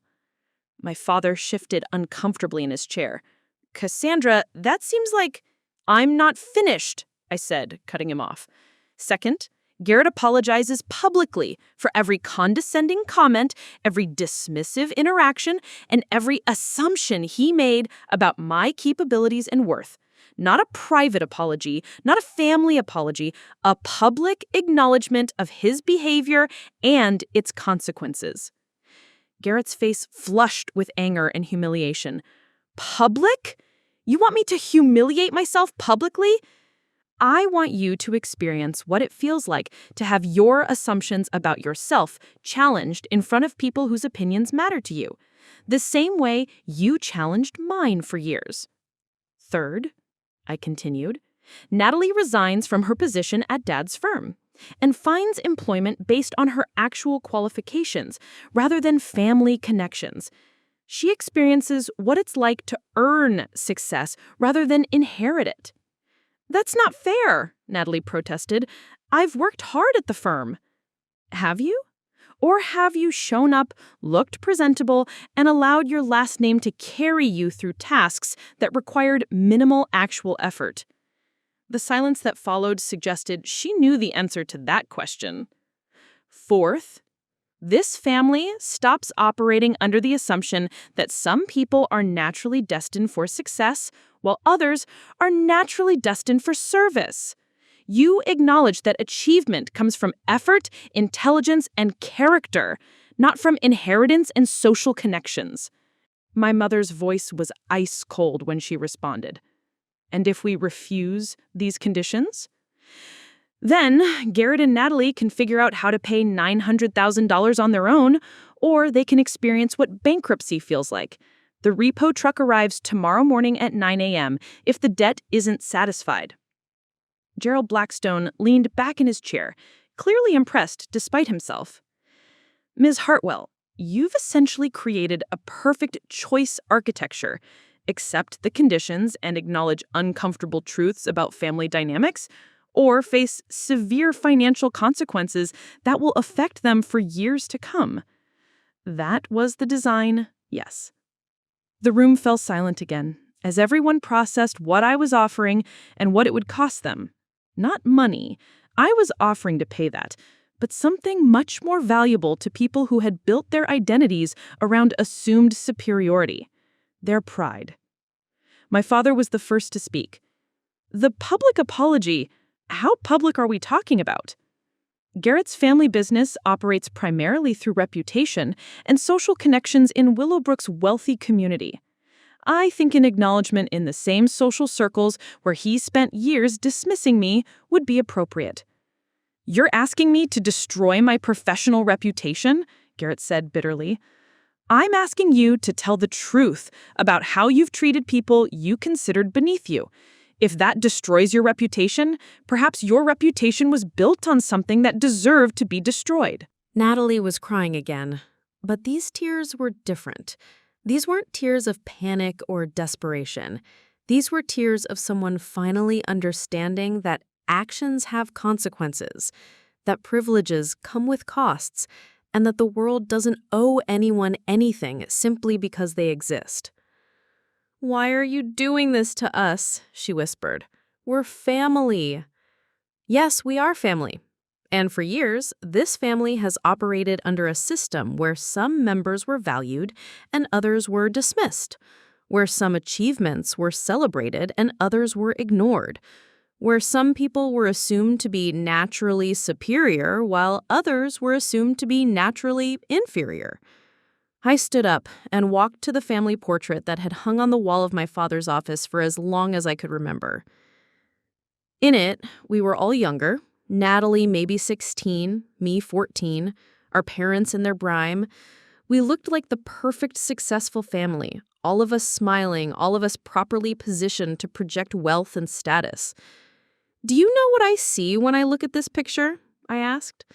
I see a family that taught one daughter she was inherently valuable, while teaching the other that she had to earn every scrap of recognition. I see parents who celebrated mediocrity when it came wrapped in the right packaging, while dismissing excellence when it didn't fit their expectations. I turned back to face them. This isn't about revenge, though I admit revenge is satisfying. This is about justice. It's about consequences finally catching up with behavior that should have been corrected years ago. My mother's voice was barely audible when she spoke. You really would let them lose everything? You would watch your sister's marriage collapse and Garrett's business fail? I would watch them experience what it feels like when the universe doesn't automatically provide everything they want simply because they feel entitled to it. The same way I experienced being dismissed and undervalued for years while building something remarkable. Gerald Blackstone consulted his watch. It's currently 11:30 a.m. on Tuesday. The repo action is scheduled for 9 a.m. tomorrow morning. That gives everyone approximately 21 hours to make a decision. Garrett ran his hair through his hair, looking older than I had ever seen him. If I agree to your conditions, if I make these public acknowledgments, you'll pay off the debt and we keep the car? You'll keep the car, free and clear with no outstanding obligations. I'll also transfer an additional $50,000 to cover any expenses you've incurred due to the stress of the situation. Canceled honeymoon activities, legal consultations, whatever financial impact this has had on your immediate plans. The generosity of the offer seemed to surprise everyone in the room, including the attorney. Why would you do that? Natalie asked. Because the goal was never to destroy you financially. The goal was to create a situation where you would have to confront the reality of how you've treated other people and what that treatment says about your character. I walked back to my chair and sat down. You have 21 hours to decide whether your pride is worth $900,000, plus the additional financial and legal complications that will follow if you choose bankruptcy instead of honesty. My father cleared his throat. And if we agree to your conditions, this lesson is over? You won't continue punishing us for past behavior? Dad, I'm not punishing anyone. I'm offering solutions to problems that were created by other people's choices. Whether you view those solutions as punishment or opportunity is entirely up to you. I gathered my purse and prepared to leave. Gerald, thank you for your professional assessment. I think you've helped everyone understand the legal realities of the situation quite clearly. As I reached the door, I turned back to address my family one final time. I'll be available by phone until 8 a.m. tomorrow morning if you'd like to discuss your decision. After that, the repo truck takes its scheduled action and you'll be dealing with the debt collectors directly. I paused in the doorway. And for what it's worth, I hope you make the right choice. Not because I need your acknowledgement or apologies, but because it would mean you're finally ready to become the kind of family that values character over appearances and effort over entitlement. The silence that followed me out of that house was the sound of assumptions crumbling, of carefully constructed hierarchies collapsing, and of people finally understanding that sometimes the person you least expect turns out to be the one with the most power to change everything. The call came at 6:47 a.m. Wednesday morning, 13 minutes before my final deadline. I was already awake, sitting in my home office with a cup of coffee, watching the pre-market cryptocurrency movements and waiting to see whether my family would choose pride or pragmatism. It was my father on the line, and his voice carried a weight I had never heard before. The sound of someone who had spent an entire sleepless night confronting uncomfortable truths about himself and his family. Cassandra, we accept your conditions. All of them. I set down my coffee cup and leaned back in my chair. All of them? Yes. Garrett will make the public acknowledgments you requested. Natalie will resign from the firm and find employment elsewhere. Your mother and I will work on changing how this family operates going forward. There was a long pause, and when he continued, his voice was quieter, more vulnerable than I had ever heard it. We also owe you an apology that goes far beyond what you've asked for. Not a conditional apology tied to resolving this situation, but a genuine acknowledgement of how wrong we've been about you, about success, about what really matters in a family. I felt something shift inside me, a tension I had been carrying for years beginning to release. I appreciate that, Dad. The transfer can be completed this morning?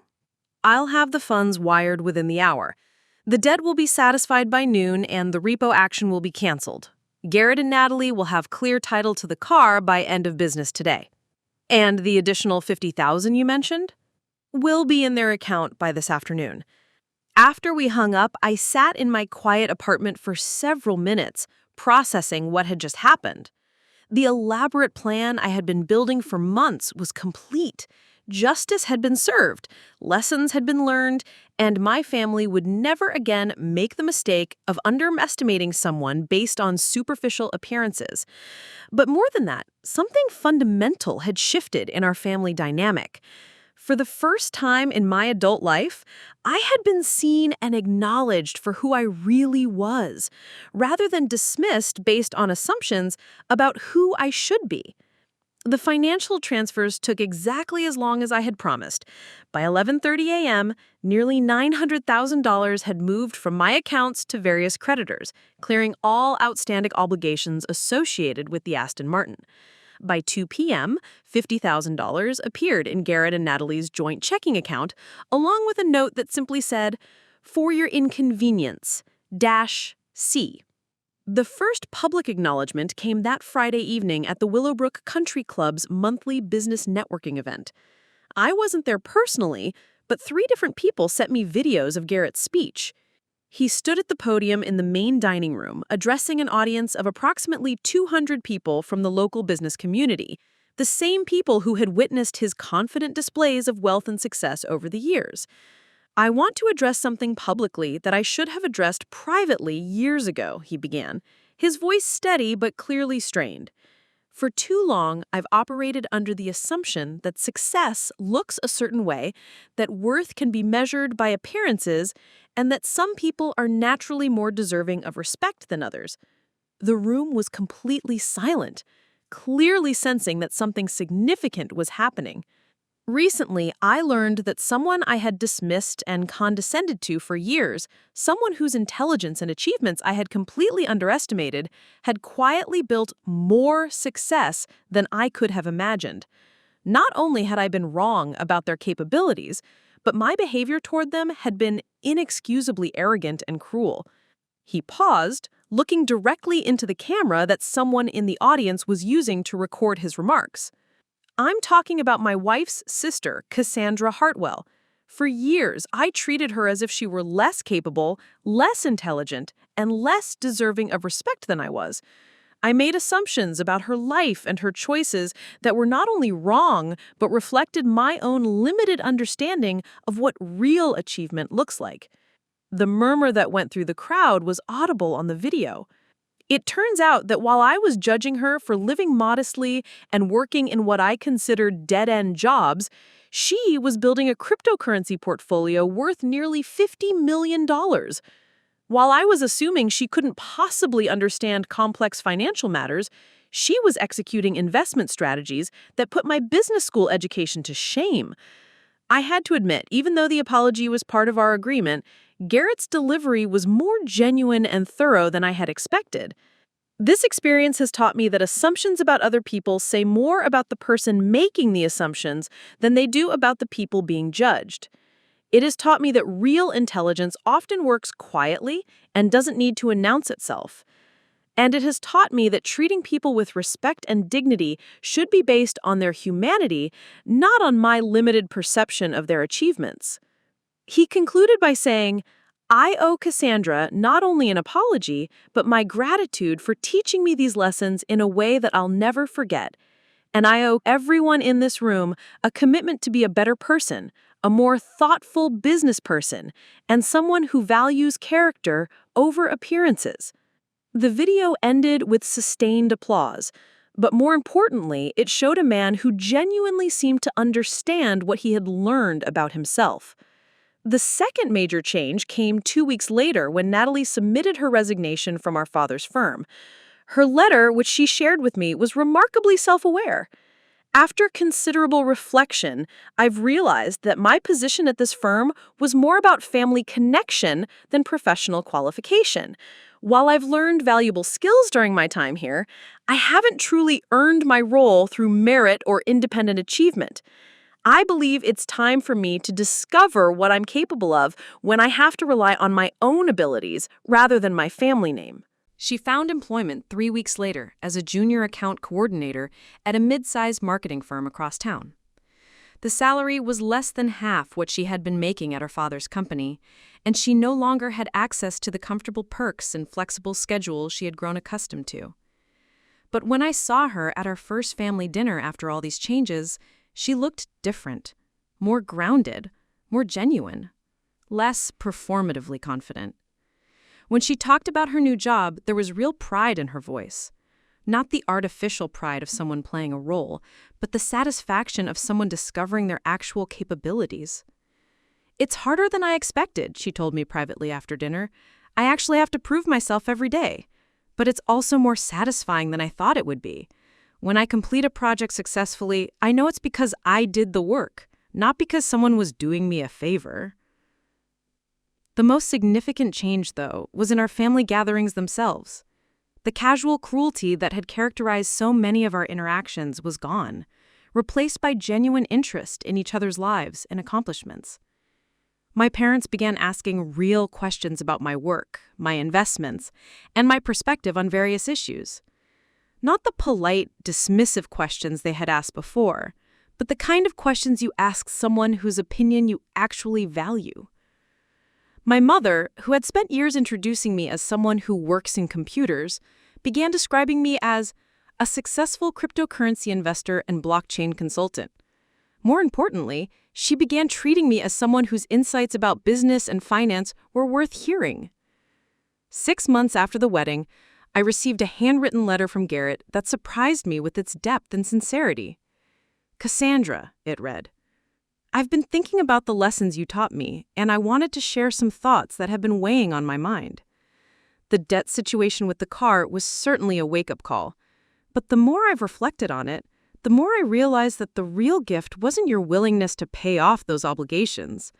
The real gift was forcing me to confront who I had become and how I was treating people." The letter continued for 3 pages, detailing changes he had made in his business practices, his relationships with employees, and his approach to evaluating people based on character rather than appearances. He wrote, "I've started mentoring young entrepreneurs from backgrounds that don't fit the typical successful business owner profile. One of them is a woman who reminds me a lot of you. Brilliant, hardworking, and completely underestimated by people who should know better. Every time I help her navigate challenges or connect her with opportunities, I think about how different things might have been if I had recognized your potential years ago, instead of dismissing it." The letter concluded with something that meant more to me than any financial success I had achieved. "Thank you for caring enough about our family to force us to become better people." 1 year later, at Natalie and Garrett's first wedding anniversary party, I found myself in a conversation with my father that would have been impossible before our confrontation. "You know," he said, "I've been thinking about restructuring some of my own investment portfolio. I've been too conservative, too focused on traditional assets. Would you be willing to share some insights about cryptocurrency and emerging technologies?" It was the first time in my adult life that my father had asked for my professional advice as an equal, rather than a parent offering guidance to a confused child. "I'd be happy to," I replied. "But Dad, remember that cryptocurrency investing requires significant research and risk tolerance. It's not just about buying what's popular and hoping for the best." He nodded seriously. "I'm beginning to understand that there are many things I assumed I understood but actually knew very little about. That's been humbling." As I looked around the anniversary party, at Natalie confidently discussing her marketing projects, at Garrett treating the catering staff with genuine respect and interest, at my parents engaging in conversations about topics they were genuinely curious about rather than topics that allowed them to display their superiority, I realized that the most valuable thing I had accomplished wasn't building wealth or proving my intelligence. It was demonstrating that people can change, that families can evolve, and that sometimes the most generous gift you can give someone is the opportunity to become a better version of themselves. The Aston Martin still sits in Garrett and Natalie's garage, and they drive it occasionally to special events. But more importantly, it serves as a daily reminder that assumptions have consequences, that entitlement comes with costs, and that the most valuable things in life, respect, understanding, and genuine family connection, can never be inherited or purchased. They can only be earned. Up next, you've got two more incredible stories of justice served and assumptions shattered right on your screen. If this tale of family dynamics and perfect revenge resonated with you, you won't want to miss what's coming next. Just click and discover what happens when underestimated people finally get their moment to shine.